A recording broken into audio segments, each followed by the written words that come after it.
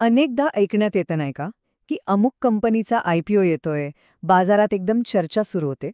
पण हा आयपीओ म्हणजे नेमकं काय प्रकरण आहे? चला आज आपण एकदम सोप्या भाषेत हेच समजून घेऊ. तर मग पहिला आणि सगळ्यात महत्वाचा प्रश्न, हा आयपीओ ज्याची एवढी चर्चा होते तो म्हणजे नेमकं काय? आयपीओ म्हणजे इनिशियल पब्लिक ऑफरिंग. आता सोप्या भाषेत सांगायचं झालं तर असं समजा की एक मोठी खाजगी कंपनी आहे, जी आत्तापर्यंत फक्त काही ठराविक लोकांच्याच मालकीची होती. पण आता त्या कंपनीला वाटतंय की सामान्य लोकांनी सुद्धा तिच्यात भागीदार व्हावं. मग ती कंपनी काय करते? ती अगदी पहिल्यांदाच तिचे मालकी हक्क म्हणजे तिचे शेअर्स आपल्यासारख्या सर्वसामान्य लोकांसाठी विकायला काढते. आणि ह्याच प्रक्रियेला म्हणतात आयपीओ. यानंतर ती कंपनी पब्लिक होते, म्हणजे तिचे शेअर्स शेअर बाजारात कोणीही विकत घेऊ शकतं किंवा विकू शकतं. बरं, हे तर कळलं की आयपीओ म्हणजे काय. पण मग प्रश्न येतो की एखादी चांगली चाललेली कंपनी असं का करेल? स्वतःचे शेअर्स सगळ्यांसाठी खुले का करेल? आयपीओ आणण्यामागे कंपनीचा नेमका हेतू काय असतो? चला बघूया. याच्या मागे साधारणपणे 3 मुख्य कारणं असतात. पहिलं आणि सगळ्यात मोठं कारण म्हणजे पैसा, म्हणजे भांडवल उभारणं. समजा कंपनीला विस्तार करायचा आहे, नवीन फॅक्टरी उभी करायची आहे किंवा डोक्यावरचं कर्ज फेडायचं आहे. ह्या सगळ्यासाठी खूप मोठी रक्कम लागते. आयपीओद्वारे ते पैसे उभे राहतात. दुसरं कारण आहे कंपनीची ओळख, म्हणजे तिची ब्रँड इमेज. एकदा कंपनी पब्लिक झाली की तिचं नाव सगळीकडे चर्चेत येतं, लोकांचा विश्वास वाढतो. आणि तिसरं एक महत्त्वाचं कारण म्हणजे ज्या लोकांनी अगदी सुरुवातीच्या काळात कंपनीत गुंतवणूक केलेली असते, त्यांना त्यांचे पैसे चांगल्या नफ्यासकट काढून घ्यायची एक संधी मिळते.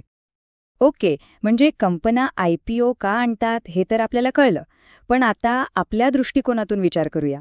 समजा आपल्याला एखाद्या आयपीओमध्ये गुंतवणूक करायची असेल, तर मग कसं करायचं? त्याची प्रोसेस काय असते? याची प्रक्रिया खरं तर अगदी सरळ आहे. 4 सोप्या स्टेप्स आहेत. पहिली स्टेप, एक डीमॅट आणि ट्रेडिंग अकाउंट उघडणं.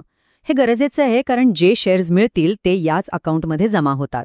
दुसरी स्टेप, ज्यावेळी आयपीओ खुला होतो त्या ठराविक वेळेत अर्ज करणं. तिसरी स्टेप, अर्ज करताना जेवढ्या रकमेचे शेअर्स हवेत तेवढी रक्कम बँक अकाउंटमध्ये ब्लॉक होते, म्हणजे पैसे कापले जात नाहीत, फक्त होल्डवर ठेवले जातात. याला एसबीआय किंवा यूपीआयद्वारे केलं जातं. आणि चौथी शेवटची स्टेप, वाट पाहणं. कंपनी ठरवते की कोणाला किती शेअर्स द्यायचे, यालाच शेअर अलॉटमेंट असं म्हणतात. पण इथे खूप महत्वाची गोष्ट लक्षात ठेवायला हवी. अर्ज केला म्हणजे शेअर्स मिळणारच याची काहीही गॅरंटी नसते, बरं का. अनेकदा काय होतं, विशेषतः चांगल्या कंपन्यांच्या बाबतीत, की कंपनी जेवढे शेअर्स विकायला काढते त्याच्या कित्येक पट जास्त लोक अर्ज करतात. यालाच ओव्हर सबस्क्रिप्शन असं म्हणतात. आणि मग अशा वेळी लॉटरीसारखी परिस्थिती होते. त्यामुळे खूप कमी लोकांना शेअर्स मिळतात. आता प्रत्येक नाण्याला 2 बाजू असतात, बरोबर? तसंच आयपीओचं पण आहे. यात जितके फायदे दिसतात तितकेच धोकेही लपलेले आहेत. त्यामुळे या दोन्ही गोष्टी समजून घेऊनच पुढे जायला हवं. चला आधी फायदे बघूया. सगळ्यात मोठं आकर्षण असतं ते म्हणजे लिस्टिंग गेन्स. म्हणजे काय? तर ज्या किमतीला आपल्याला शेअर मिळाला त्याच्यापेक्षा जास्त किमतीला तो शेअर बाजारात लिस्ट झाला तर पहिल्याच दिवशी नफा. पण धोकेही तितकेच मोठे आहेत. अनेकदा उलटंही होऊ शकतं. शेअरची लिस्टिंग किंमत ऑफर किमतीपेक्षा कमी होते आणि पहिल्याच दिवशी नुकसान होतं. याशिवाय अलॉटमेंट मिळणं हे खूपच अनिश्चित असतं. आणि हो, बाजारात आलेली प्रत्येक कंपनी ही आर्थिकदृष्ट्या मजबूत असेलच असं अजिबात नाही.